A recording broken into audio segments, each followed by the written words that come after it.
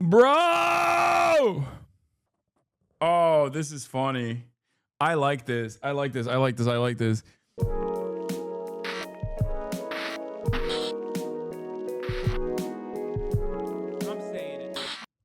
This is an ABC News Now, this right here is the juicy shit, okay? special from inside the White House. When you stepped back in the Oval Office after you were reelected, Right. what went through your mind? Triumphant when you walked back? Yeah, there's a feeling of triumph. President Donald Check my J. previous Trump on his post, pause and 100th clap day me. in office from the #1 issue, the My economy. uncle posted this on People are Facebook. worried. Okay, I'm not and some people clicking who that. voted for you saying, I didn't sign up for this. So how do you answer those concerns? Well, they did sign up for it, actually. To immigration. It is an undeniable fact that illegal crossings at I'm mostly trying to convince my lesbian femme studies PhD friend that you are socially acceptably misogynistic. I'm sorry. That's probably not going to work. Like, that's not going to happen, I don't think. I'll be honest with you. As you have probably an easier time convincing a Trump supporter who's like super reactionary to look into what I'm saying and agree with me than a person with convictions to that degree. Like they've literally studied it. Sam is cooking. H3 fan close to 10 years here. Kind of a wake up call for me. Yeah, of course. Come on, dude. What do you think? This is how he is. This is how he has kept his community as like one note, as an echo chamber. Insta lock. I don't think you're misogynistic. You're just that you're a man. Yeah, exactly.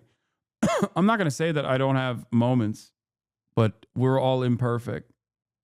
Wait, so an educated person wouldn't like you? Is this a cell phone or were you joking? No, someone specifically educated with a PhD on gender studies that thinks I'm misogynistic will most likely, if they already have that opinion, they're not going to change that opinion. Especially because like the irony, of course, is that my goal isn't to get someone like that on board anyway. What do I always say? If you're trans and you hear me talk about trans people, that's not for you. That's for transphobic people. You know, if you're black and you hear me talk about black liberation, that's not for you. I'm talking to white people and non-black people who have anti-black tendencies, anti-black opinions. That's it. Not this account either. Make a new one. What is this? No, they were both right and agreed. He just didn't agree that you were a piece of shit because he doesn't know the details of what's been done that led to the CPS and human skulls and such. Wait. Come on. We have to. This is fascinating. Dude, Ethan Klein fans at this point are fascinating. You know I know Sam personally, right? Like for years at this point. Ethan himself didn't actually think that Sam was going to be as contentious. So you won't listen to black chatters? Got it? Yes. That was my point. Yeah. You didn't I don't think you understood the point that I was making. Oh, you joke. Okay. Imagine someone saying, I have moments of racism, I'm not perfect. You would not let this shit fly for anyone else. It's why my friends who like your political takes find you hard to watch. What? Imagine. Wait, what do you mean? No, there definitely can be an instance where I will be off base. Like, what are you talking about? Yeah. On every issue. Yes. I can come across as transphobic or racist in certain circumstances. Yes, that is not, I'm a human being. My friends who are women and myself sometimes. No, you thought you could catch me in this to be like, misogyny is an acceptable bigotry for you as opposed to all these other bigotries. No, I'm saying I'm not perfect. I'm imperfect. There will absolutely be instances where I get something wrong. What the Also, the fact that you're my friends who are women. I'm not a woman, but I have women friends. Yeah. Anyway. Oh, you are a woman. My bad. See, there's that misogyny again. I just assumed you weren't a woman. It was partially because I thought it was a silly argument. And I did not want to attribute a silly argument to a woman. All right. My food is here and I'm cracking my knuckles. It's time to get into it. It's time to dive in. Full interview. President Trump, first 100 days, the interview in the Oval Office. Remember, he basically said in this interview at a certain point, he brought up the fact that he chose this interviewer. he hand selected this interviewer. So that makes it even funnier because when the interview doesn't go the way he thought it would go, okay, it becomes even funnier because he's like, what do you mean? I chose you. I chose you. I didn't know anything about you, but I chose you. Chatter's low-key right, though. Not exactly easy to show your content to women. Okay. Fine. Yes. Listen, there is one quality to me that I will never be able to change. I am a man. And not only a man, but a man that exhibits a lot of tendencies that maybe some people might consider, depending on their own perspective, their own lived experiences, somewhat toxic. Okay? I can't change that. That's who I am. And guess what? I'm not going to change that. So if you have an issue with that, then yeah, take it up to a bisexual lighting infused bread tuber. Okay? There's plenty of them out there. Go listen to them then. Why the fuck are you here? Go listen to women. God damn. If you can't, if you think someone like myself is exhibiting like, you know, impossible to contend with levels of misogyny, then there are a million different content creators out there that I think would be better for you. Okay. I can't change your mind because I think a part of that is not coming from a place of like real issues. Chat really talking like you insult women all day, every day. I know. Like, you're making it seem like a big part of my commentary revolves around saying women ain't shit. Like, as a bisexual woman, these chatters are just on one is so stupid. Yeah. I'm an AFAB Emmy person, and everyone I know that watches you is a woman or trans. The only women that shouldn't like you are rad femmes or woke of the day types. Yeah. That's basically it. Anyway, let's continue. I got to stop. I did talk to one woman whose opinion I do care about quite a bit, even though I jokingly say she's my enemy, Maya Higa, who revealed to me that she actually watches me and said that I get one guide far too much and I pause far too much when there's a video that we should be watching, and she gets annoyed and she's like, please unpause the video. So, in honor of Maya Higa, I am going to unpause this video and I'm going to try to not get one guide, okay? I know many of you want this to be an opportunity where you come in and say, well, I'm a woman and you ain't shit. You're actually a misogynistic piece of shit or something along those lines. It's cool. I'm not going to entertain it right now. Maybe later. Okay? And to all of the male followers that came in here because they thought that I was an enemy of women. Okay? I'm sorry to disappoint you. Come back tomorrow. The southern border have plummeted a staggering decline. But there are questions about your methods. To Elon Musk. Did Doge go too far, too fast, too reckless? And the concerns from many Americans about the impact of tariffs. Everything's going to be just fine. President Trump, the first 100 days, the interview in the Oval Office with ABC News anchor and senior national correspondent Terry Moran. Earlier today, I sat down with President Trump in the Oval Office for an exclusive interview on his 100th day of his second term. It was a great opportunity to ask him some wide-ranging questions about the issues that most concern so many Americans. We talked about the economy and his tariffs. We talked about immigration and those deportations. And you can see here the White House has put up some posters that they say show some of the violent criminals that have so far been deported. We talked about a lot more as well. The president's answers were provocative, at times combative, and always he was strong in his convictions about his policies. But before we get to the interview, we begin to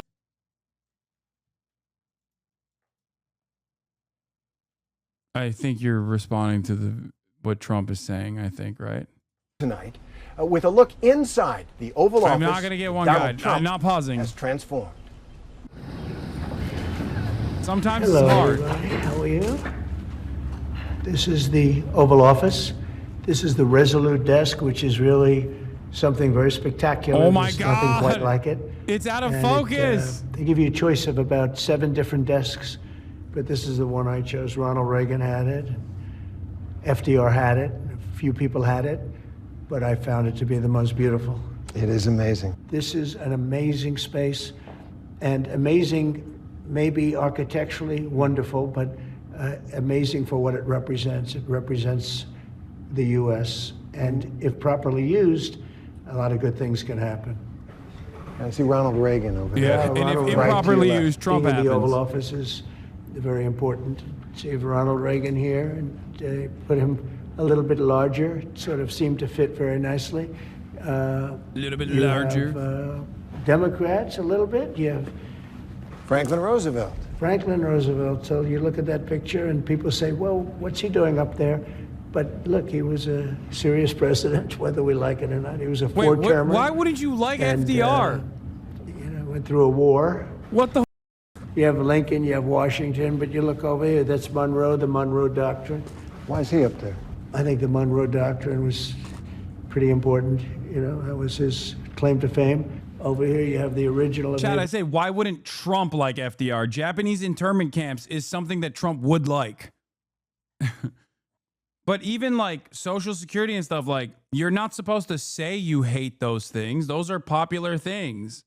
People say positive things about FDR, even if they're Republican, usually, unless they're like crazy libertarians. Abraham Lincoln and George Washington, and of course you have the Declaration of Independence. What does it mean to you? Well, it means exactly what it says. It's a declaration. It's a declaration of unity and love and respect, and it means a lot, and it's something very special to our country. Lincoln's portrait up there. I'm not familiar with that one, but I think when I'm looking at that famous line in the second inaugural, with malice toward none, with charity toward all. Well, he was a great president. He went through a lot. And the Oval Office is always changing between presidents. And It changes, that says yeah, something. it does. What does this say about how you feel about the country and the office? Well, I think it says I love the country. I mean, I'm putting pictures of presidents up that have never been up, pictures that weren't largely used, and in many cases, great men, in this case men, but great men. Could great be women. achievement. And your every detail, it seems. Yeah. This is your office. I'm a very detailed person. I'm a very clean person. I like cleanliness. I like to see the space be treated properly. I've added a lot to the space in terms of beautification, in terms of modernization. It's a gallery of presidents. It really is. It really is. So, and it's an honor to have you people with us. Mr. President, thank you for doing this. Thank you very much. Here in the Oval Office, it's special. 100 days into your second term. So what's the one thing, just one thing, that you think is the most significant thing you've done so far in these 100 days? Well, I think maybe the border is the most significant, because our country was really going bad. They were allowing people to come in from prisons, as you know, and you've heard me say it, but you've heard a lot of people say it. Prisons, mental institutions, gang members, murderers. We had many murders, 11,888, they think. I'm sorry for repeating myself over and over again, but ironically, the faucet of misinformation that Trump presents makes it pretty impossible, makes it damn near impossible to combat. Like, everything he's saying here in front of a journalist is wrong. Everything he just brought up is wrong. And what is he supposed to do? Like, this journalist is supposed to be like, wait, you're saying what? Like, they're coming in to do murders from insane asylums? Like, what? Where have you gotten this information? Is there any actionable intelligence that has arrived at your desk? You've been saying this since before you even got into office. Like, where did you get this information? Like, nothing. Some murdered more than one person. So you had murderers coming in, you had everybody coming in, and not just South America, from all over the world. They were emptying their prisons into our country. And now it's totally closed down. And you've seen just yesterday, they announced 99.9%. Nobody thought that could happen. And it happened quickly, very quickly. And I think that's very significant. But we're doing other things. Like, nothing. Nothing on that. Partially because the journalist wants the interview to be conducted at all. And he knows that if he starts pushing back here on the off rip, he's not going to get anything. Things that are very significant. Results will take a little bit longer because it's one of those, it's complicated. It's many years of trading abuse. We've been abused by other countries for years and years. They laughed at us. They thought we were stupid people, and we're fixing it. And I think that's going to be very, very important. But I have a lot of ground to cover. Yeah, I would really say that the border is so important. You know, just and we'll get there. Immigration, huge, yeah. And we're going to get there. But I want to start with the economy, the #1 issue for so many people, for just about everybody.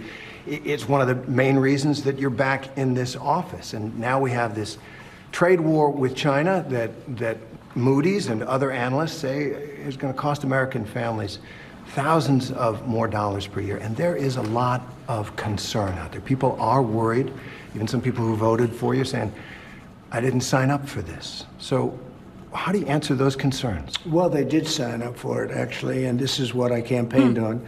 I said that we've been abused by other countries at levels that nobody's ever seen before. We were losing 3 to 5 billion. Low-key, he's right. I'm sorry. He's 100% right.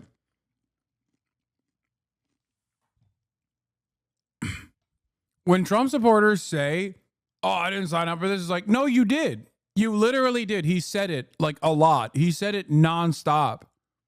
You can call him many things. You can call him a liar, but you can't say he's not fulfilling exactly what he promised. Now, there's also a goal there, supposedly, for why he's doing this, and that goal is never going to be accomplished. That part is a lie. But in the short term, the tariff stuff is absolutely prominently displayed in his campaign material. Prominently. $1 billion a day on trade. We were losing $1.5 trillion to $2 trillion a year. Not sustainable. They were taking advantage of us like they've never. I could have left it that way, and at some point there would have been an implosion like nobody's ever seen. But I said, no, we have to fix it. I've wanted to do this for many years. You know, I had the best economy during my first term. We had a tremendous economy, tremendous success, and we did tremendous numbers of tariffs on. We took in a lot of money from tariffs, China in particular, hundreds of billions of dollars in tariffs. We had no inflation, as you know. We had an incredible economy. We're given credit for a great economy. But I said, we have to fix this. Otherwise, it's just not self-sustaining. But one of the things you ran on was you'd said you'd bring prices down on day one, and that it would happen fast, and that it would happen fast. And I have. Most economists will tell you that tariffs will raise prices. So don't your tariffs cut against that promise you made to bring prices down? No, because I had massive tariffs on China, if you remember, in my first term, and we had essentially no inflation, like around 1% inflation, which is like a perfect number.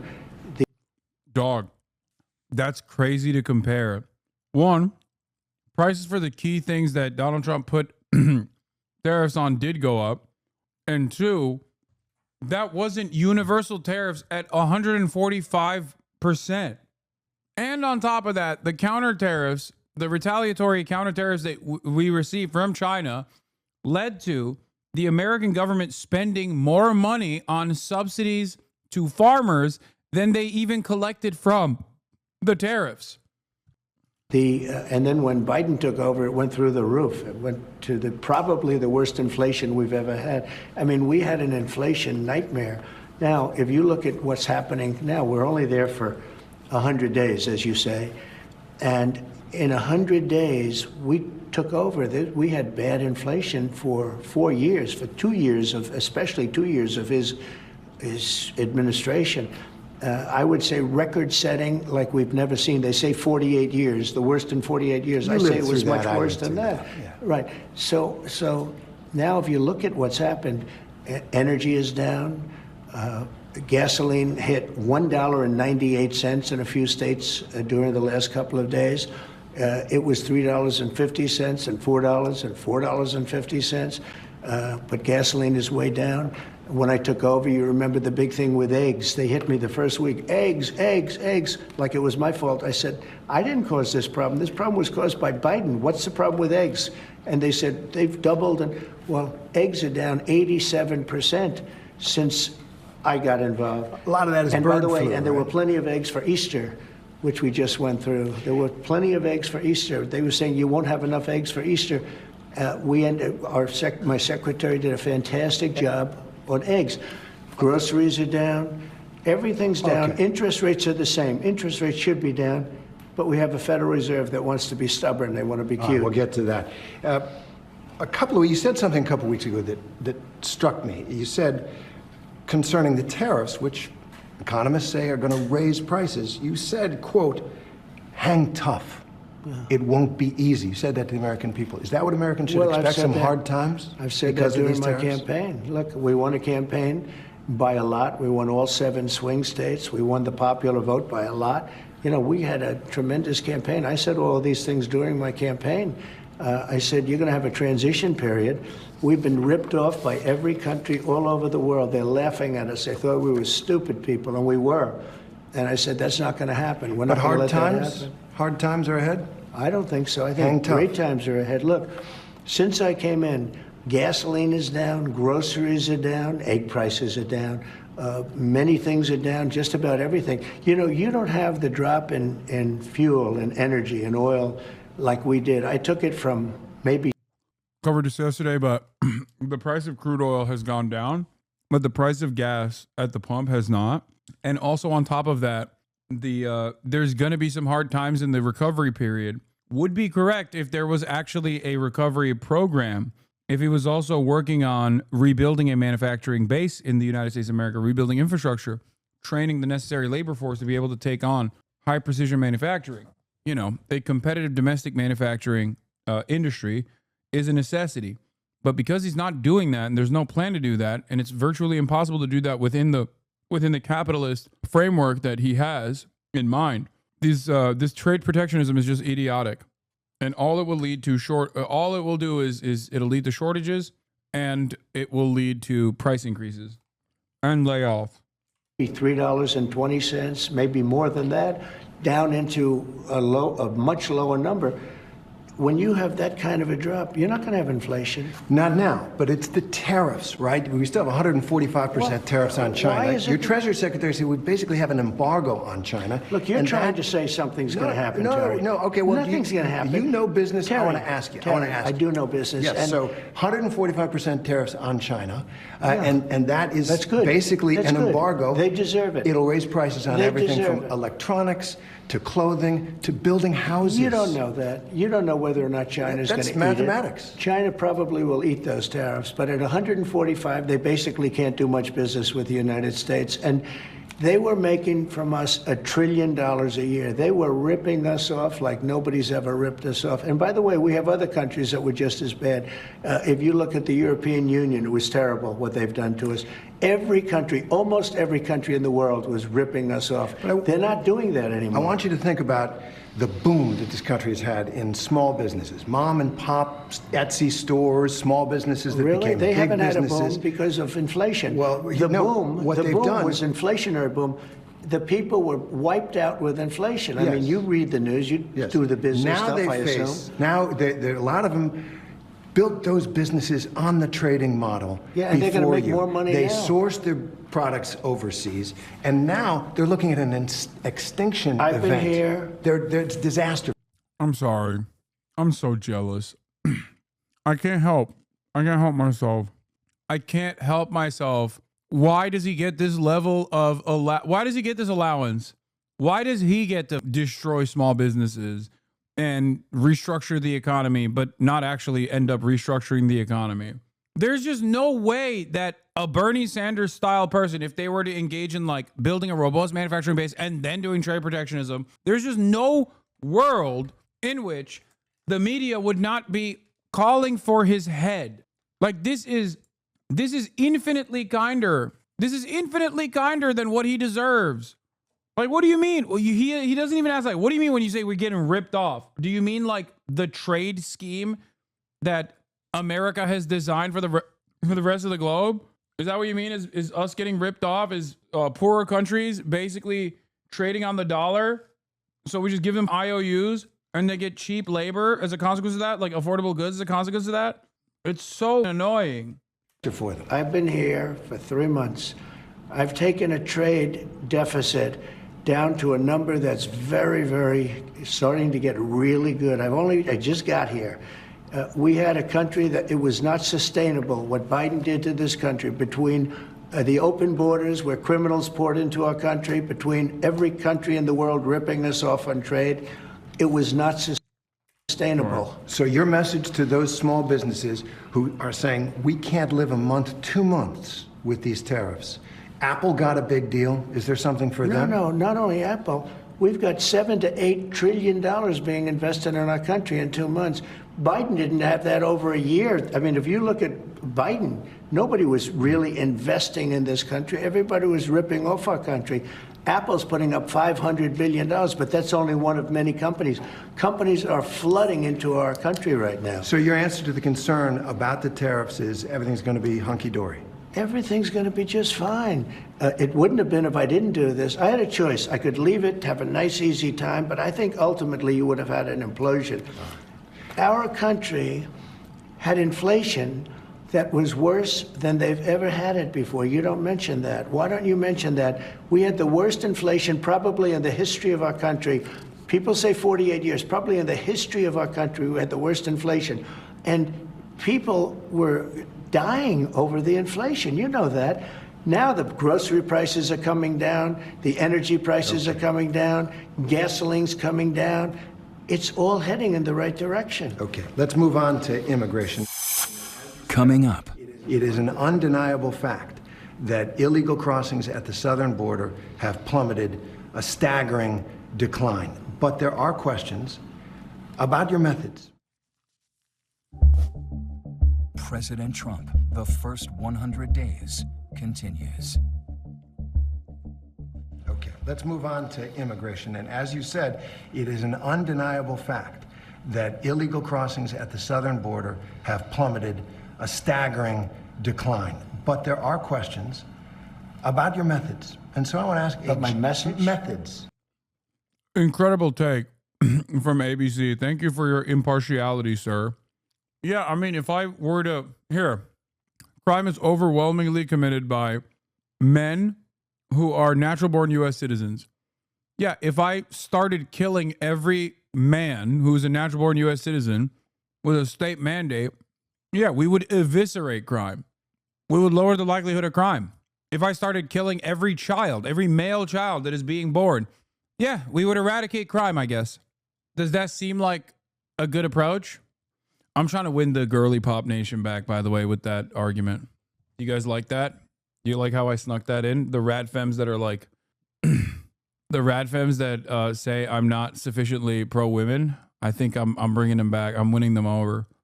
How is that related to the question posed? It's because it's idiotic. Undocumented migrants are responsible for less crime per capita than natural-born U.S. citizens, like significantly less crime per capita than natural-born U.S. citizens. So the idea that you are trying to tackle crime across the board by deporting undocumented migrants is idiotic. Like, your reaction or your solution to a problem should be at least sufficient and not more dangerous and not stupid or more violent. About your methods, how you're accomplishing They seem to this. work. Do you acknowledge that under our law, every single person who gets deported gets a hearing first to make their case? Well, are we talking about people that are citizens of our country or not? No, you're not deporting citizens at this point. Well, let me ask you, did they get hearings when Biden allowed 21 million, because I think the number is 20 million people to flow into our country? You had 21 million people that came into our country through a stupid open border, and they were prisoners, and they were people that you don't want, in many cases, in our country, right? They came from all over the world. They came from the Congo. They came from South. They came from all over the world. We're talking about some of the roughest countries in the world they had here, including terrorists, by the way.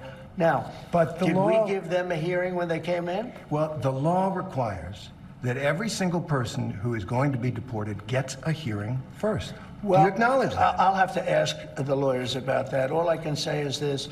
If you're going to have 21 million people, and if we have to get a lot of them out because they're criminals, we're going to have to act fast. We can't. Do you think we can give 21 million trials? Let's say each trial takes 2 weeks. Is that what you want us to do? Bro, this is not an argument, dude. Oh my God. Chatters, I need you to understand how dangerous it is that J.D. Vance and now Donald Trump are talking like this, where they're basically gearing up the public for, yeah, no due process. We just simply can't do it. Yeah, if you want to do immigration enforcement action on 21 million people, you have to do due process to 21 million people. There is no, I'm sorry, it's just too hard. Like, what the f are you saying? Then, okay, reconsider and do amnesty instead, like Ronald Reagan did. What the f do you mean? We simply can't do regular trials for 21 million people. Well, there's your answer then. Then you don't do that, dipshit. Also, immigration hearings aren't trials. They take like a day, if even. It doesn't matter. Even if they were like a day-long process, which you're not wrong, it is much faster. It's much more swift because like immigration courts are different than the judicial branch. It's basically a function of the executive. But like he doesn't even want to do that. That's what's so crazy about it. Like he doesn't even want to do the rubber stamp approach. Like it's bullshit. He doesn't want the paper trail associated with a rubber stamp. God forbid immigration judge says no. I'm trying to think of a hyperbole to demonstrate how insane this is, but there isn't one. It's like if we stopped doing trials was my go-to. Yeah. Like the eradication, that's still 21 million days. Yeah, man. That's exactly. I guess we have the same point, kind of. Like what? I know it would take a long time, which is why you have to make a different assessment.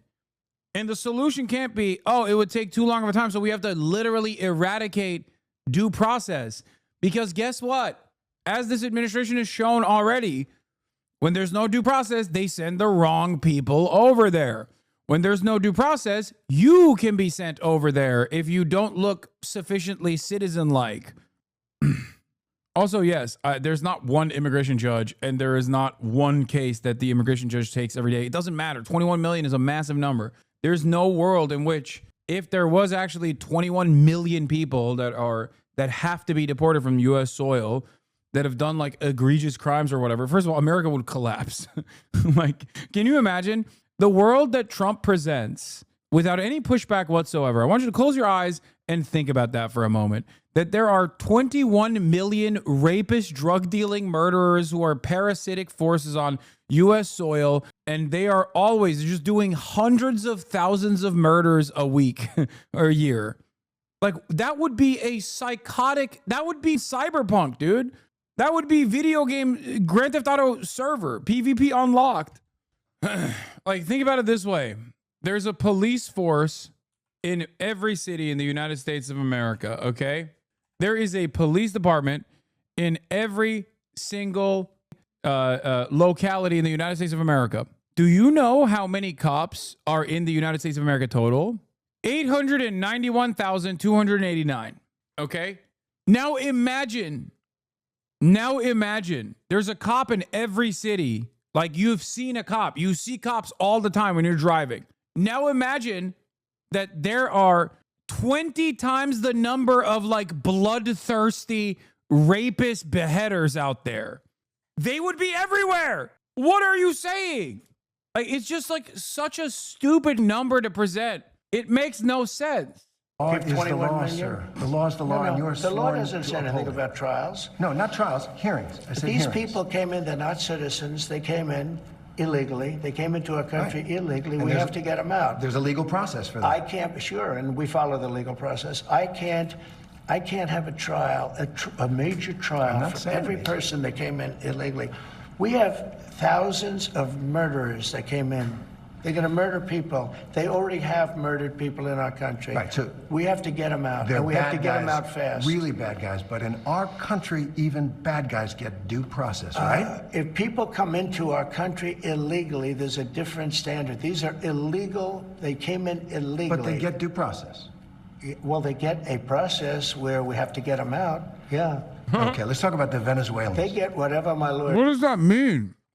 Don't let him move on from that. He's like, they get a process where we get him out. That's not what due process means. What the like, that would be a banger response if he was joking. You know what I mean? If he was being purposely cruel and he was like, well, there's a process. It's called get him out of here. But this is a very specific constitutional protection that you are having an argument over. Don't let the president get away with saying, no more due process. Sorry, it's too hard. say. Right. All right, let's talk about the Venezuelans. You deported more than 200 Venezuelans to that prison in El Salvador. You say they're violent, they're gang members, they're terrorists. Many of them don't have a criminal record at all. Well, but I want to. I'm not so sure about that. If you take a look, I want to read you something. Excuse me. When you look at those people, they were violent people. They were violent people. But many of them don't have a criminal record Go at this ahead. point. I don't, I want to read you something. say. Well, it's based on their lawyer, what their lawyers have said. Okay. Joe Rogan said this. Joe Rogan, one of the leading podcasters, Trump supporter, about the deportation of Venezuelans. He said, quote, rounding up gang members and shipping them to El Salvador with no due process, he said it was dangerous, and added, quote, we got to be careful that we don't become monsters while we're fighting monsters. Is Joe Rogan right? Oh, I agree with that 100%. Yeah, we want to be careful, and we are careful. We're doing something that has to be done. We have a country that's very sick. Joe Biden, and it's not him because I don't even think he knew what the hell was happening, but the people around him are vicious people, and what they've done to the country is unbelievable. They've allowed 21 million people to pour into our country. Many of these people are criminals. They've allowed you mentioned Venezuela, the jails of Venezuela to be emptied into the United States. Do you know Venezuela crime is way down? Way, way down. You know why?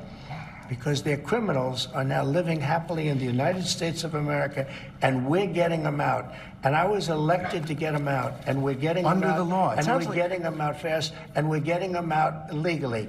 Now, E-Style, I agree with everything you said. Disagrees entirely. I wonder if Ethan's fan base recognizes that. Probably not. It is the same kind of narcissistic take where it's like, no, I agree with everything you're saying, except I don't agree with a single damn thing, and I'm going to keep lying.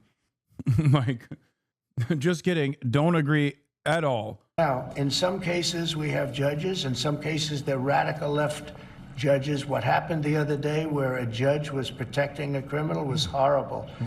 And I think she's got big problems, frankly. And there are a couple of them like that. I want to talk about one man. Wait a minute. Yep. We have to be treated fairly by judges. And we're not being treated fairly by all judges. Oh, that's a subject. So you're saying that you don't like some of the rulings, some of the court orders? I think the rulings will be overturned, yeah. All right. Well, let me ask you about one man and one court order. Kilmar Abrego Garcia. He's the Salvadoran man who crossed into this country illegally, but who is under a protective order that he not be sent back to El Salvador. Your government sent him back to El Salvador and acknowledged in court that was a mistake. And now the Supreme Court has upheld an order that you must return him to facilitate his return to the United States. What are you doing to comply? Well, the lawyer that said it was a mistake was here a long time, was not appointed by us, should not. That's such a funny way to counter this because he's saying like, no. The lawyer was too experienced. Like, I know he's trying to say it's a radical lefty lawyer, as in like Obama brought her in or something. Okay. But the irony is half of those people that he's talking about are immigration lawyers and immigration judges. So they are already pretty reactionary. They're already pretty right-wing. They're very conservative. And even then it doesn't matter because like that's normal process. Like the problem with this lawyer, this immigration lawyer, was that she was following on the normal process because like in previous circumstances under the Trump administration, when you recognize that the federal government actually made an immigration an immigration enforcement action that was wrong, that was made erroneously, or there was like some kind of issue with the process, then they just admit that they're wrong and then they demand the return of the person. Like this has happened so many times. So that lawyer probably wasn't being brave or bold. That lawyer was going, yeah, this is what we always do. I've been an immigration lawyer for 40 years. This is what I've always done. The problem is now you have Donald Trump the second time taking on a much more insane stance on this stuff. So now they're punishing lawyers for doing their previously also very conservative, very reactionary positions on immigrant enforcement. Jesus Hasan, keep your explanations brief. What? Okay, my bad. What? Not have said that, should not have said that, and just so you understand, the person that you're talking about, you know, you're making this person sound, this is a... Bro hit me with the grok. Summarize what this guy is saying. That was amazing. MS-13 gang member, a tough cookie, been in lots of skirmishes, beat the hell out of his wife, and the wife was petrified to even talk about him, okay? This is not an innocent, wonderful gentleman from Maryland. Weird, because the wife is like actively petitioning the government to bring her husband back. So I don't know why you're presenting this as though it's a favor to the wife. I like that because the wife is also, despite being an American citizen, she's also brown. So for Trump, it's like easy to avoid that. Like he's like, yeah, whatever. The wife doesn't know any better. You know, she's basically a Mexican herself. Like that's what's happening here. The wife is like, hey, can you please bring my husband back? This is crazy. And Trump is just like, yeah, he was beating her wife. He was beating his wife. Trump just launched his own state news website. Wait, what?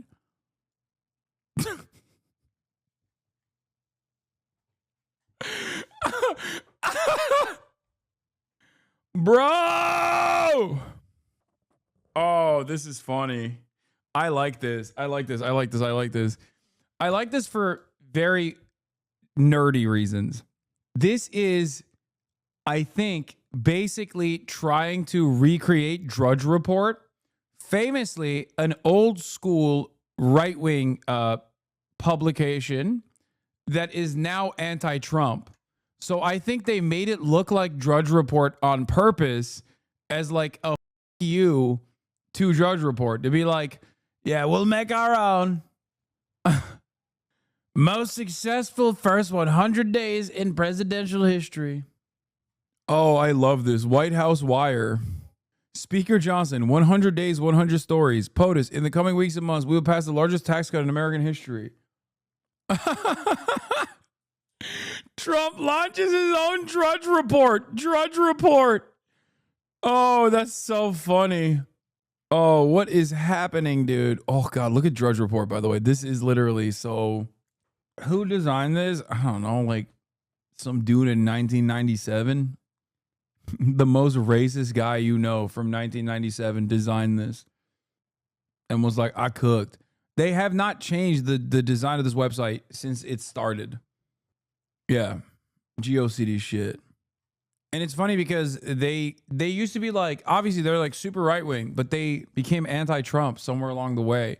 So that's why I think the Trump administration is recreating the Drudge Report, but within the White House. Anyway, let's keep going. I'm not saying he's a good guy. It's about the rule of law. The order from the Supreme Court stands, sir. Came into our country illegally. You could get him back. There's a phone on this desk. I could. You could pick it up, and with all the power of the presidency, you could call up the president of El Salvador and say, send him back right now. And if he were the gentleman that you say he is, I would do that. But the court has ordered you to facilitate that. I'm not the one making this decision. We have lawyers that don't want to do this. But the buck stops in this office. No. I follow the law. You want me to follow the law? If I were the president that just wanted to do anything, I'd probably keep him right where he is. Supreme Court says what the law is. Listen, I was elected to take care of a problem.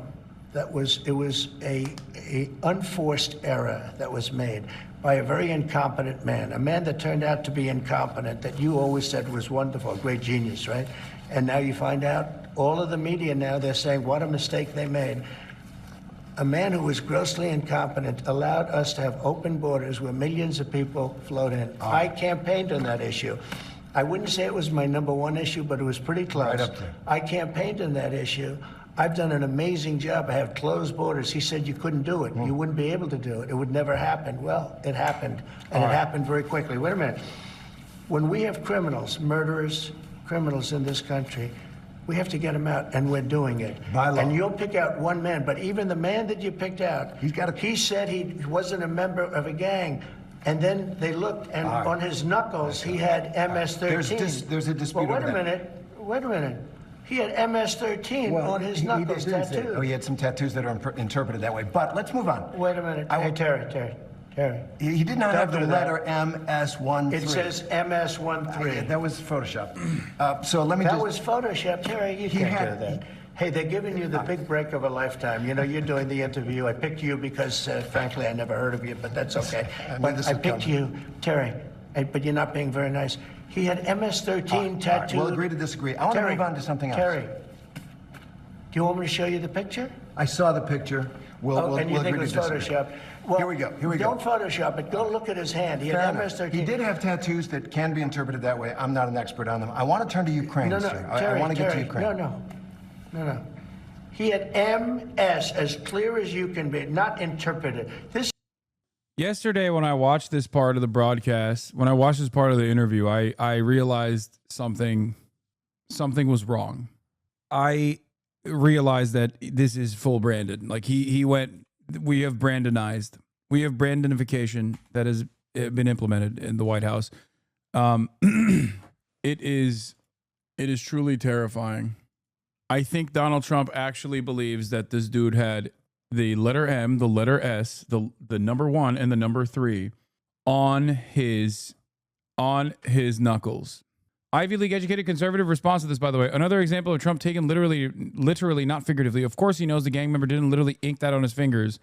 They were added to translate the tattoos. Did you watch the full video? He had MS as clear as you can be, not interpreted. Yes, I saw it. I'm confused as to how this is a point of contention. Well, Ivy League educated lawyer, debate perverts, obviously. No disrespect to your family members, but like, yeah, if they're lawyers, they are debate perverts, okay? What do I always say? Lawyers are debate perverts, and the highest level of debate pervertry, debate pedophilia, is when you become a Supreme Court justice, okay? Lawyers are debate perverts. Judges are also debate perverts. Supreme Court of the United States justices are debate pedophiles. It's like the highest level of debate pervertry is debate pedophilia. Accountants are money perverts. Also, MS-13 is quite known for not using dog whistles. Yeah, if you guys have ever seen an MS-13 gang member, this part is so funny because MS-13 gang members do not hide their affiliation with the gang. I've never seen an MS-13 gang member that is just like, oh, I'm shy about my gang affiliation. They literally will tattoo their eyelids, dude. They tattoo their eyeballs, okay? Like, you can tell when someone is MS-13. I can't say this is the same thing for other gangs, but for MS-13, it's like kind of their thing where they just straight up will write the letter M, the letter S, and the numbers 1 and 3 pretty prominently on their bodies, sometimes their entire face. They will tattoo their scalps. They will tattoo their eyelids. They will tattoo their eyeballs. They tattoo everything, okay? It's not like there's dudes that just say MS-13 like right here. It's not like the guy that got deported, Lamau. Yeah, no, exactly not like the guy that got deported. The initial point of contention was that the tattoos that he had on his fingers were actually resembling. They were symbolic for the letter M, the letter S, the number 1, and the number 3. Okay? That's what was the assertion. Now, that assertion did not actually meet the standard of scrutiny initially that it was used in the immigration court arguments for why he was MS-13. Like, they did not bring up his finger tattoos, his knuckle tattoos in the initial detainment, in the initial immigration hearings at all, which means they didn't think that those were MS-13 tattoos.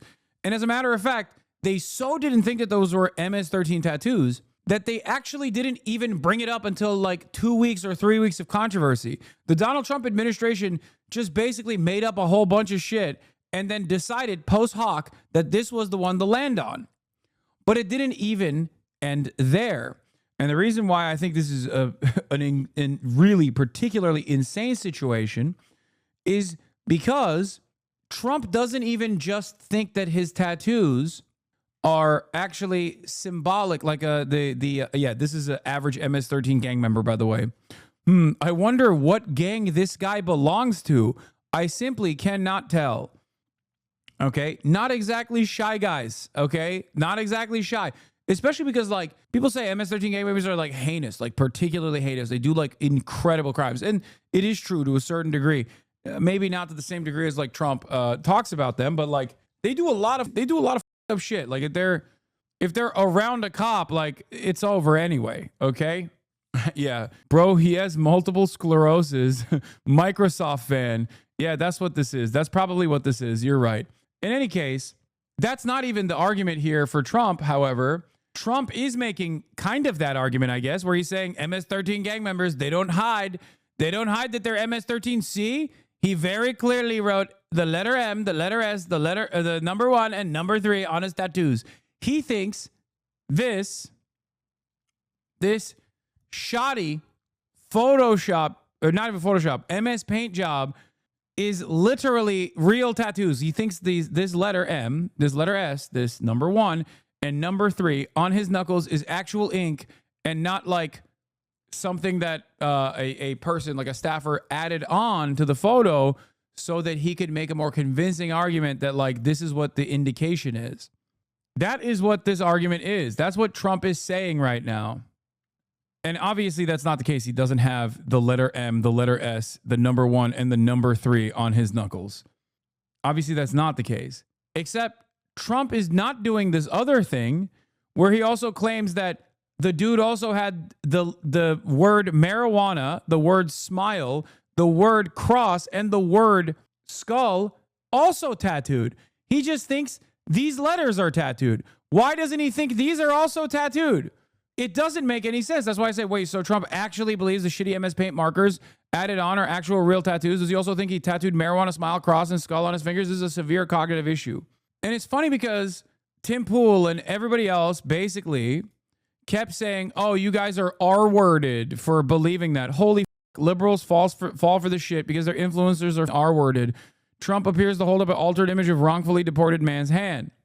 To which Austerity's Theft reposted this and said, hey, Tim, tell us more about those R-worded libs. It turns out Trump is an R-worded liberal. He's a libtard himself. How is the cross and skull supposed to mean 1 and 3?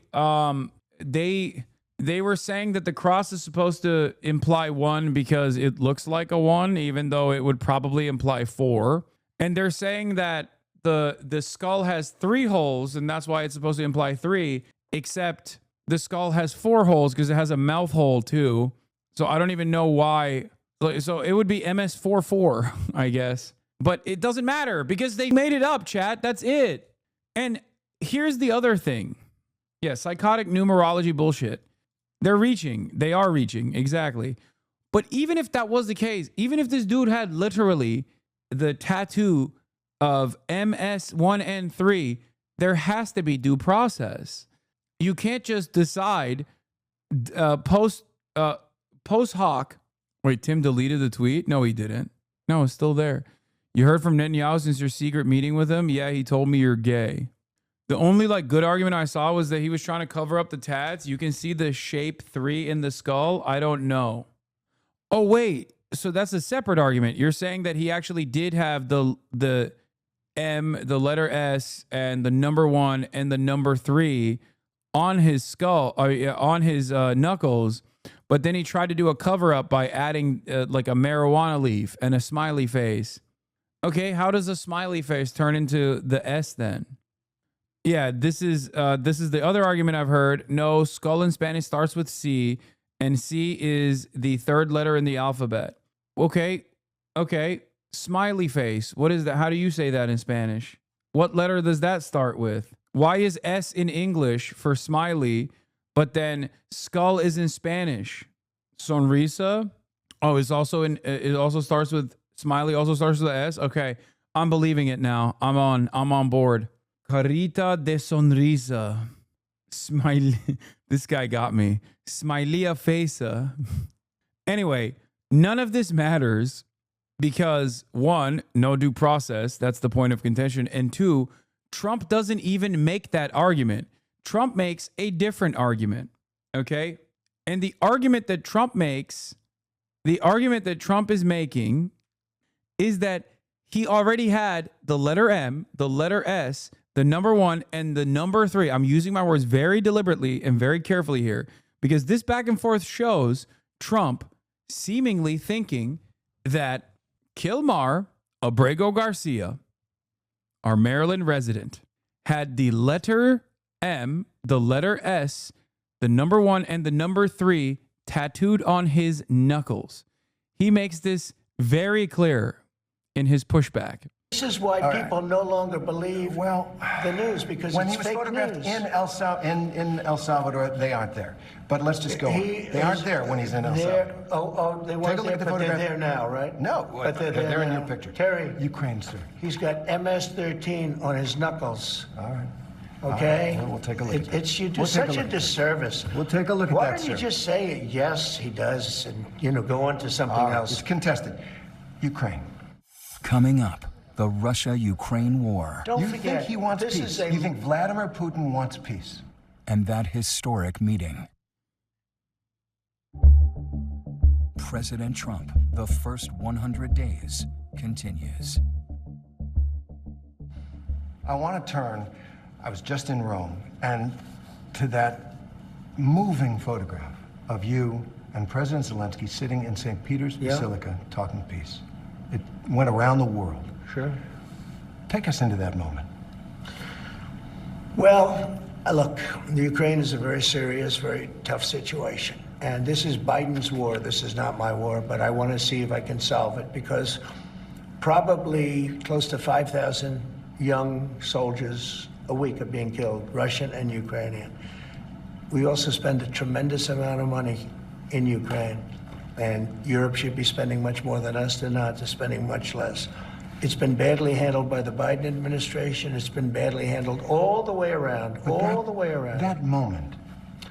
The moment was a moment of solace, in a sense, because tremendous numbers of people are dying. A lot of his people are dying. They're being killed. And I feel very badly about it. I feel very badly about it. That's a war that would have never happened if I were president. And it didn't happen for 4 years. It was never even a thought of it happening. It does feel like something's happening after that meeting with Zelensky in St. Peter's. You posted this on social media. There was no reason for Putin to be shooting missiles into civilian areas and cities and towns over the last few days. It makes me think that maybe... Well, that was part of my post, but you're right. That was a part of a post. And yes. it says, it makes me think that maybe he doesn't want to stop the war. He's just tapping me along. Yeah, that's possible. Sure. He might be... He could be tapping me along a little bit. I would say that... Damn, big concession here for the Pootie heads. Okay, big concession here for the Adolf Putler heads. Real Adolf Putler knowers, rise up. Trump is basically finally admitting that maybe he's being strung along by Adolf Putler. This is the worst interview he's done to date. The only one that I can think of that was more disastrous than this was like on his way out. He did that one Axios interview with the Australian guy where he would like just keep saying like, no one is dying of COVID. It's fake. But also China brought it to us because they wanted to kill us with a bioweapon. Also, don't get vaccinated. It's fine. Like that one lives in my mind. The Jonathan Swan interview lives in my mind as like one of the most insane interviews that he had done at that point. This one is like coming close to his COVID era arc. I think during COVID, he was losing it a little bit. Like he definitely was. I think it was also after he had gotten COVID. So he was just definitely not all there. But he right here, mental decay has set in. Mental decay has set in firmly within the first 100 days. He's lost it. He's lost the plot. he would like to stop the war. I think that if it weren't for me, I think he'd want to take over the whole country personally. I always felt. Do you have a Labubu? I do not. I will never be able to get a Labubu because Donald Trump put a tariff on Labubu exclusively. I do still like saying Labubu. I think it's very funny. It's a very funny word. Boo-boo lemon. Labubu. I'm afraid I'm going to have to fly out to Japan to get my Labubu fill. He wanted to think he didn't really believe the MS-13 thing and he was just doubling down. But he seems right now to have really believed Putin and trusted him. I can't think of reasons he could be lying. Yeah, it's hard. It's hard because I don't like making assertions or I don't like making analysis off of like this person is crazy or this world leader is stupid and demented. Trump makes that very difficult. Trump makes that incredibly difficult for me. Just like Vladimir Putin makes that very difficult because he does do insane shit all the time. But I think Trump especially with the MS-13 thing is like, how am I supposed to not tell you that he's experiencing significant mental decline? Has he come out since this interview and been like, no, I just implied that the knuckle tattoos meant MS-13. Like, has he done that yet? Because I'm expecting it. Like, I'm expecting someone to be like, Mr. President, can you please explain to the American population that you don't actually think that the MS-1 and 3 are painted on this man's knuckles? in the form of a tattoo, and you said it in jest. Please just do the thing that you do always. Like, haha, you were just saying it in jest. You don't understand art of the deal. He is feigning mental fatigue. So when I left, Like, because if I am to believe that he genuinely got duped by that MS-13 paint job, MS paint job, then maybe he does legitimately think that he's talking to Xi every night. Like, they found like a Chinese American staffer to talk to Trump, and he unironically thinks like, no, I talk to Xi every day. He's in the White House. He's in the White House. I see him. Much shorter since the last time I saw him. That's right. He's Chinese. He's right here. I'm going to bring him out. Bring out the leader. Just random Chinese American staffer. What do you mean? I talk to him every day. He always tells me, Mr. President, you are so smart. We screwed you over. We screwed you over. Bring out the Chinese. there wasn't even a chance that this would happen. Yeah, dude's not even Chinese. He's Japanese. He's like, I've been meaning to tell the president, I don't know how to communicate this to him. I'm Japanese and I'm not Xi Jinping. Come on, you know math. Don't lie to them now. You keep telling me you're Xi Jinping. When Biden got involved, I won't say whether or not he handled it properly, but obviously it wasn't good because the war started. Putin went in, the war started. I believe that Putin wanted to get all of Ukraine once he went in. And I think part of the reason he went in, he saw what happened in Afghanistan, how incompetently Milley and all these guys handled that. It was one of the greatest embarrassments of our lifetimes, but maybe in the history of our country. Okay. So Putin went in. I think Putin wanted all of Ukraine. Right. I think if I didn't win the election, he would have gotten all of Ukraine. I think he would have taken all of Ukraine. I think his first choice, never with me, he would have... Glaze. Sorry. That's just Glaze, big dog. Putin, he's so strong, he would have taken all of Ukraine. If it wasn't, he would have taken all of Ukraine. He was going to do it. He's going to do it any day now. That's what I'm stopping. Never gone in with this. When the work of a great leader is done, the people will think they have done it all by themselves. All of us in China are Xi. Thank you, Top Xi. This group of losers, he went in, he saw what happened in Afghanistan. He said, wow, this is my chance. Because it was always the apple of his eye. I talked to him. Ukraine was the apple of his eye. I think he wanted the whole country.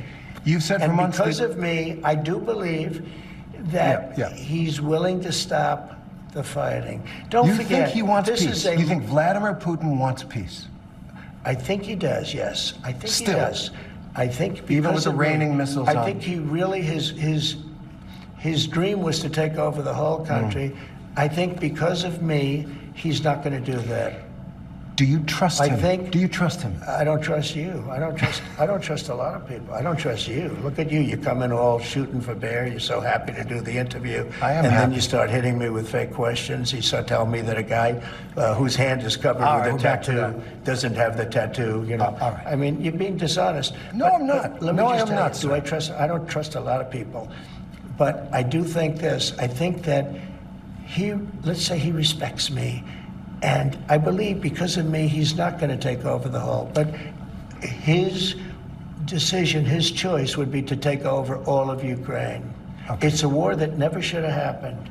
It did happen because of incompetent people. Last question on this. But it never should have happened. If there is no peace deal, will the U.S. cut off military aid to Ukraine? I don't want to tell you that. I'm not going to tell you whether or not I would or not. I want to leave that as a big fat secret because I don't want to ruin a negotiation. But I'd be worried I will if I tell were you, Ukrainian. I was not happy when I saw Putin shooting missiles into a few towns and cities.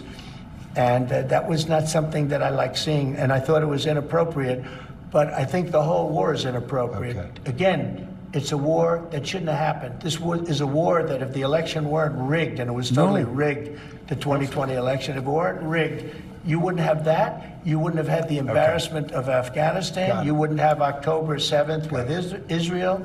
You wouldn't have had any of the problems that you have right now. I want to ask one question. And you wouldn't have had inflation either. All right. I want to ask one question about Defense Secretary Pete Hegseth. There's a lot of turmoil at the Pentagon right now. There's the signal chat with his wife on it where he's discussing that attack in Yemen. There's another signal chat discussing the attack on Yemen. There's a reporter accidentally involved.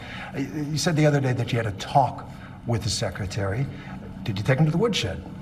I had a talk with him, and whatever I said. Now, October 7th was Biden's fault, for real, bro. It's, you know what's really crazy about this? I forget which, I think it was JNS that wrote about me back in the day, the Jewish News Service, where the conversation that I had with AOC, where I was talking about how Trump's actions directly led to October 7, and they posted that, and like AOC agreed with me on this, and they posted that conversation as though this was an own, right? They were like, oh, how dare you say truth, right? And what's interesting about it is that if the Democrats weren't such hypocritical monsters in general on the issue of Israel, where they also were like, please go ahead, do as much unlimited genocide as possible. We love that. You know, go ahead. It's amazing. We love that you're doing a live streamed baby murder session every day. They could point to that. They could point to the polarization on the issue of Israel. But they are not doing that. And the reason why they didn't do that was because they also like it. They also like what Israel was doing. They wanted Israel to do this. Yeah, here it is. Abraham Accords moving U.S. Embassy to blame for October 7 attack, AOC says. Representative Brad Schneider called AOC's statement both ignorant and abhorrent. Yeah. Here it is. Hassan Piker said that October 7th, the bloodiest day for Jews since the Holocaust, was a direct consequence of the Abraham Accords and many of Jared Kushner's and Donald Trump's administration's actions, like moving the embassy to Jerusalem. Ocasio-Cortez agreed, saying 10,000%, Jewish Insider reported.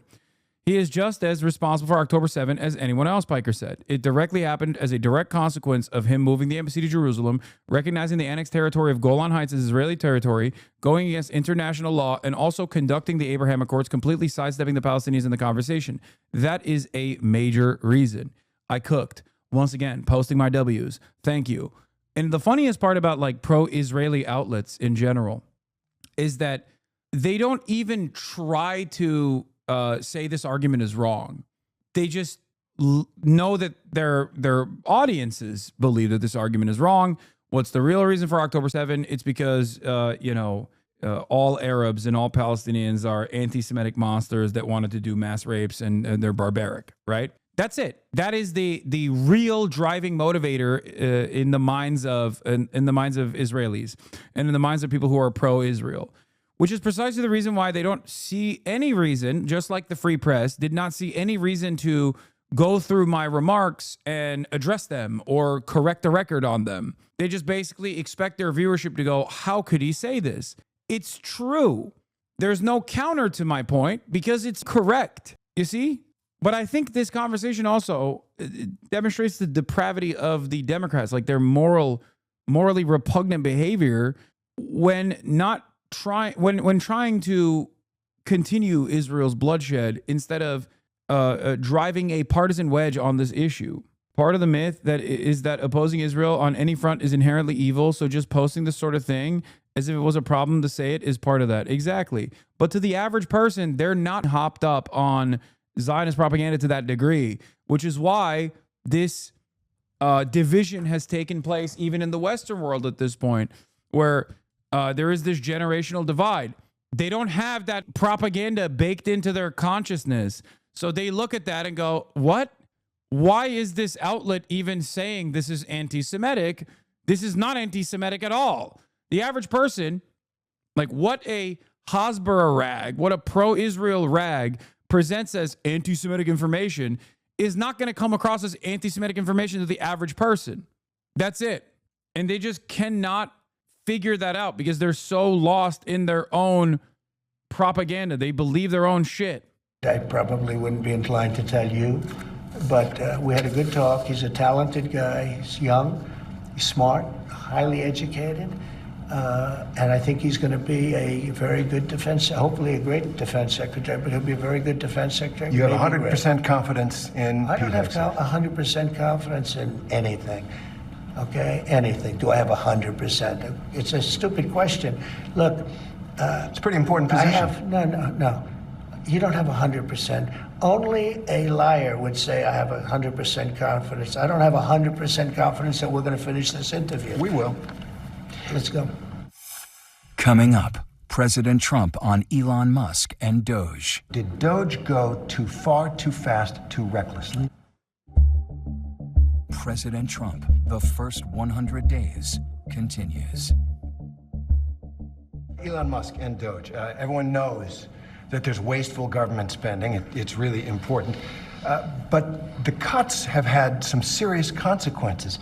There have been cuts to foreign aid programs that save lives and keep people alive overseas. There's been research at the National Institutes of Health on cancer, on Alzheimer's, that has had to be stopped. And the question I think people have is, did Doge go too... Like, again, not to be one note, I know that people get bored whenever I bring everything back to Israel. They're like, oh, you're so obsessed. But like, this administration is kind of obsessed with Israel, or at least using Israel as a way to undermine American civil liberties. But like, another question here is like, your administration has taken the initiative to revoke NIH grants, colleges that have had BDS movements, like boycott, divestment, and sanctions on the State of Israel movements. Don't you feel like, this is ridiculous? Like, there's no grant revocation for criticizing America, but there is a grant revocation for criticizing a foreign nation.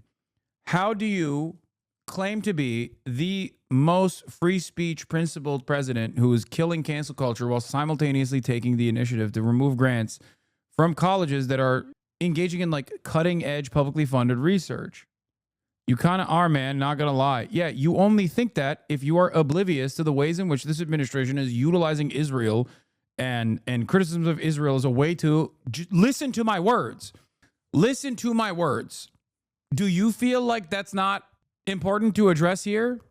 Do you think it's okay for the NIH to erroneously revoke grants from colleges that have had students demand to boycott, divest, and put sanctions on the State of Israel? There's no other country on this list. It's just Israel. They just use Israel as a way to do this. Do you feel like that's important to bring up when you're talking about cutting NIH grants? Do you think this is my obsessive nature? No, Trump is dumb as hell. Well, it's not just that Trump is dumb as hell, goofy chatter. The interviewer is not dumb as hell, or at least is not supposed to be dumb as hell. The interviewer is supposed to ask this question because I think it's relevant. Too far, too fast, too reckless. No, I think Doge has been saved $150 billion. We saved, that's a lot of money. There's also a lot of things right now under investigation, which is going to increase that amount by a lot. That's a tremendous amount of money. There were some things where, when I heard about them, I put them back, as you know. There are things that I'm considering right now putting back, but overall we've saved hundreds of billions of dollars. Well, the original promise was $2 trillion, went to $1 trillion, now to $150 billion, and heading south. You don't know what it's going to be because we have things that are at a very high level that are being looked at right now. We also found tremendous waste, fraud, and abuse, as you know. We found a lot of fraud. There was a lot of fraud. Fraudulent things were taking place, and we ended that, and those people are going to be suffering because of it. A legal note, fraud is a crime. There have been no referrals to the Justice Department on any of Well, you don't know that, do you? How do you know that? Have there been referrals to the, are there criminal referrals? How would you know that there were no referrals? I think there were referrals. They generally, all right, there's been no investigation from the Justice Department. How do you know that? I'm asking you, sir. No, you're not asking me. You made a statement. You're not now I'm asking you. That was a statement that you made. There have now been. I'm asking you. Have there been? Yes, there have. So there have been referrals for fraud from the work of Doge. Take a look at some of these things that took place. Billions of dollars were given to people for no reason whatsoever. Of course there have been. I want to bring up what is truly to a lot of people, one of the biggest achievements of your first term. That is Operation Warp Speed.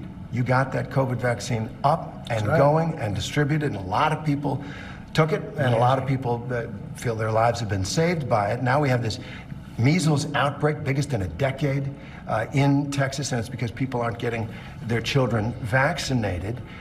Do you recommend to parents that they get their children vaccinated for measles? Well, I recommend the governors to make the decisions. You have a very talented governor of Texas, and he's making decisions, and those decisions are going to be made rapidly. This is a very much different thing than COVID in terms of rapidity and speed and other things. Measles have been with us a long time, and I'm not saying good, bad, or indifferent. I'm just saying that the governors are making the decision. It's a federalist decision.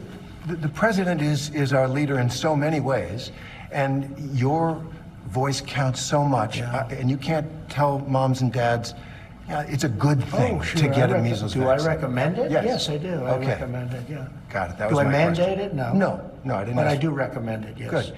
Do you think you're... And I have recommended it. Do you think the Secretary of Health and Human Services, Robert F. Kennedy Jr., who has a history of, at the very least, vaccine skepticism, do you think Kennedy recommends the measles vaccine? He did. He recommended it.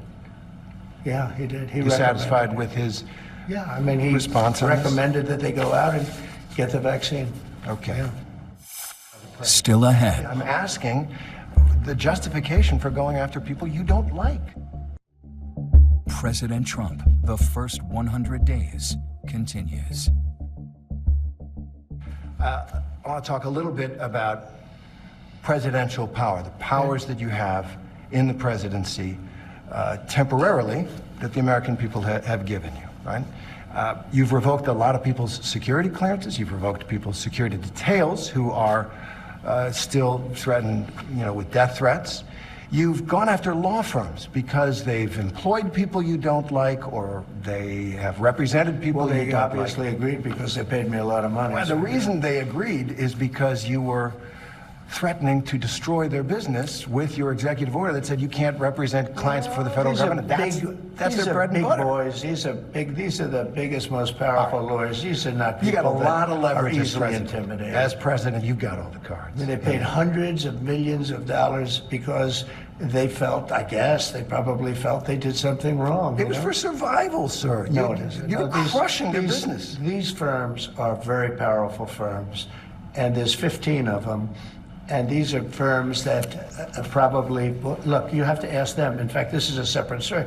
You have to ask them, why did you all pay Trump hundreds of millions of dollars in services, etc.? Why did you do that?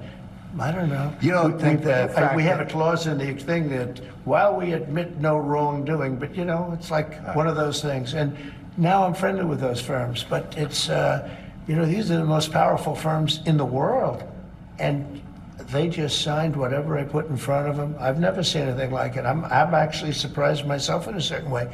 But they obviously felt they probably did something wrong. I guess that's why they signed. I guess the question out of that. Sorry, I was talking to the groomer because Kaya sheds twice a year, and she sheds uncontrollably, and she started shedding again.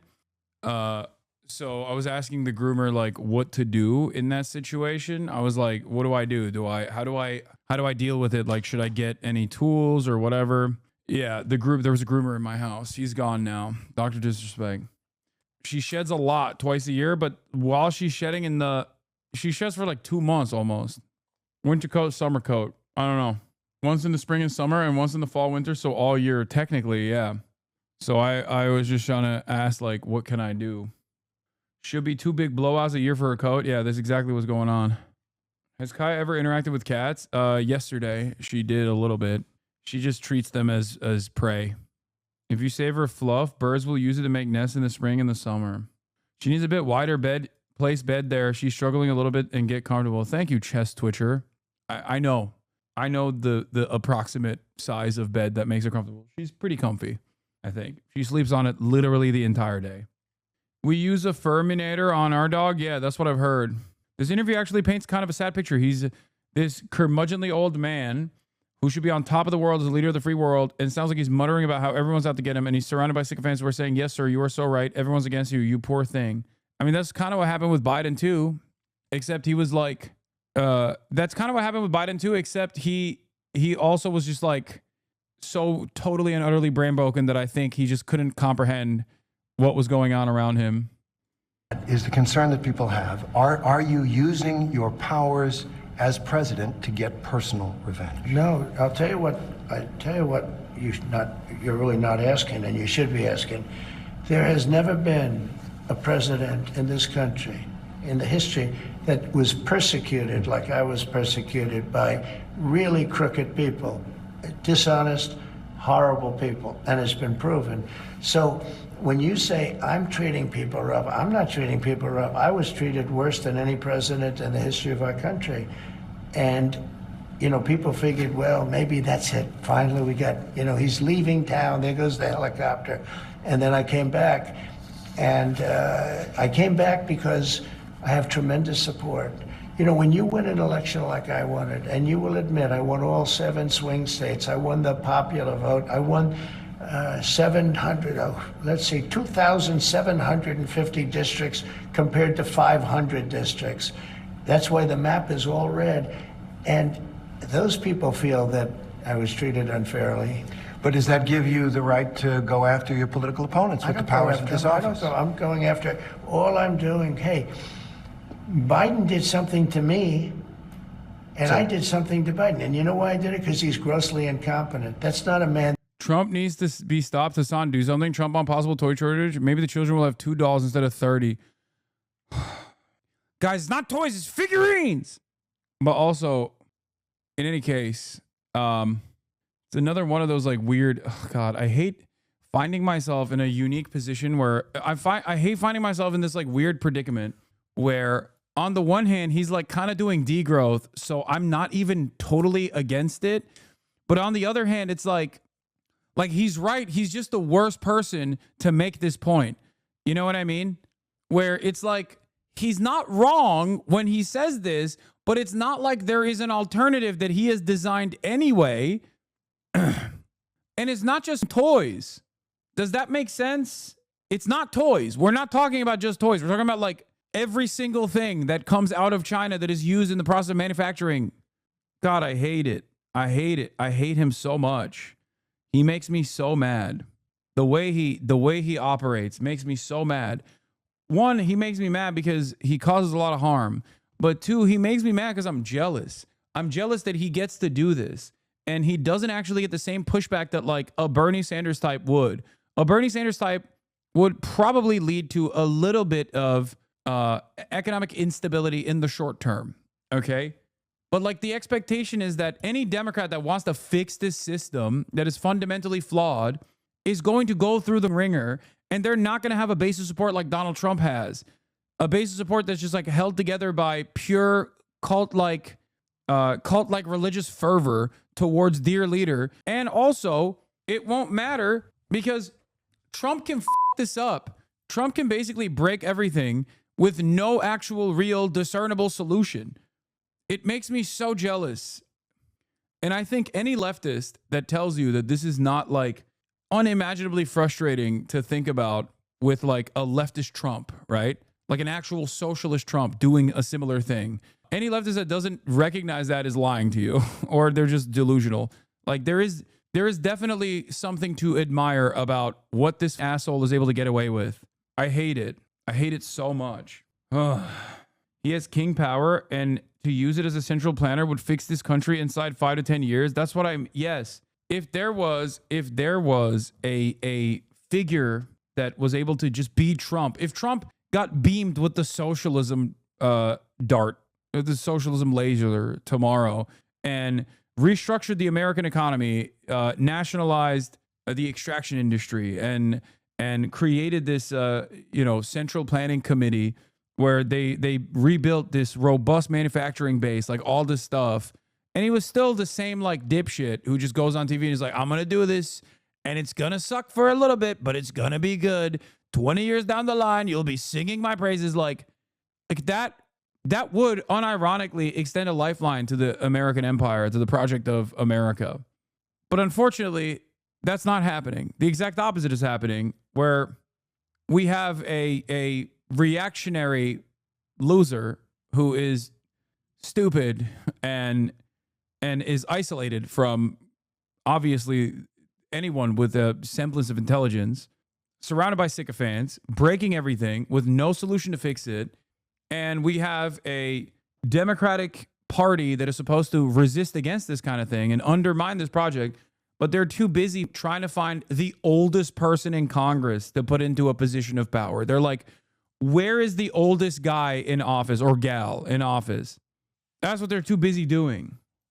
And that should be allowed to, be looking at things that are very confidential. But what about, because there's 71 people. Here's a man that used an auto pen to sign very important documents. Now, who really do you think he knew that they were using an auto pen?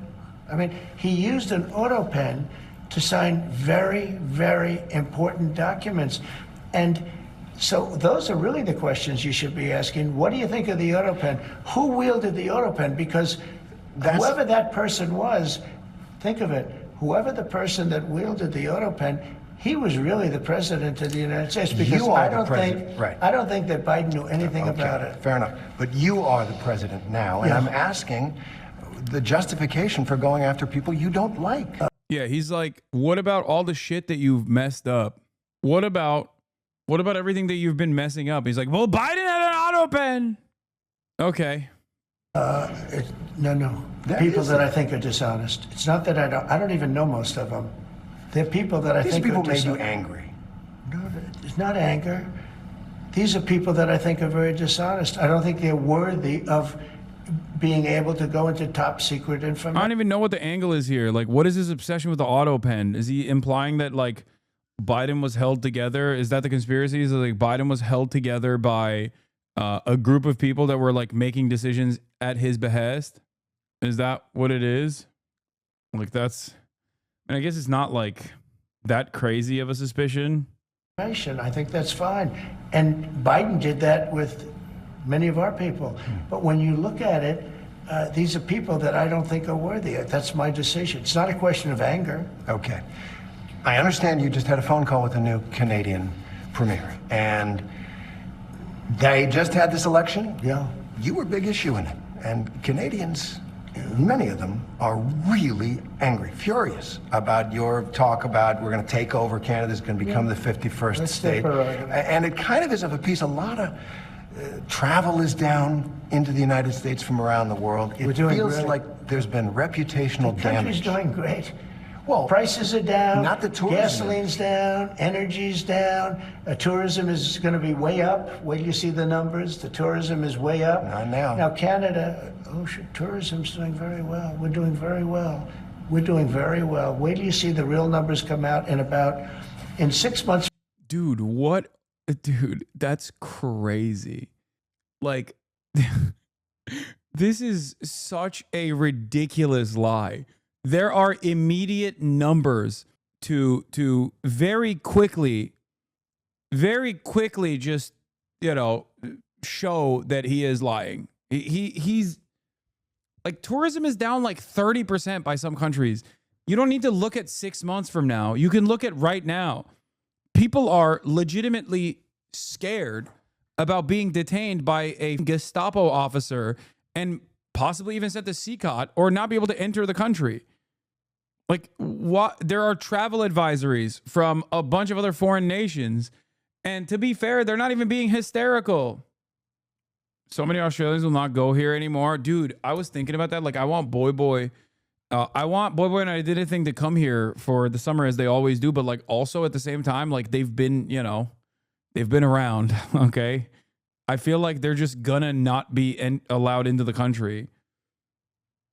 Headache Papaglio link, please. This is so hard. So you don't notice the messages of substance. This is so hard, man. Can you check the logs? Fuck, man. This hurts my head. Headache Papaglio link, please. Please, Hasan, I need help with research. I give up. Yeah, okay, give up. What the fuck is Headache Papaglio?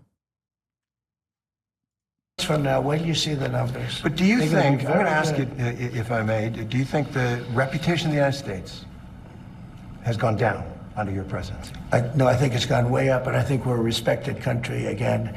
We were laughed at all over the world. We had a president that couldn't walk up a flight of stairs, couldn't walk down a flight of stairs, couldn't walk across a stage without falling. We had a president that was grossly incompetent. You knew it, I knew it, and everybody knew it, but you guys didn't want to write it because you're fake news. All right. Thank you. And by the way, ABC is one of the worst, I have to be honest with you. Thank you for the opinion, but more importantly, thank you for having us here. I have one more question. It's a big one. It's a question that a lot of people have out there. What do you say to people who are concerned you are seizing too much power and becoming an authoritarian president like we haven't had before? No, I would hate them to think that. I'm doing one thing. I'm making America great again. We have a country that was failing. We have a country that was laughed at all over the world. We had a leader that was grossly incompetent. He should have never been there. The election was rigged. He should have never been there. Our country suffered greatly, and now our country's coming back like nobody can believe. I have editorials just today where they're saying they've never seen anything like it. They love it. Our country's coming back, and we're respected again. Mr. President, thank you. Thank you, Terry, very much. Once again, we want to thank President Trump for inviting us to the White House. Oh, shut up. Hasan Reactions, one of the best ones in the React channel.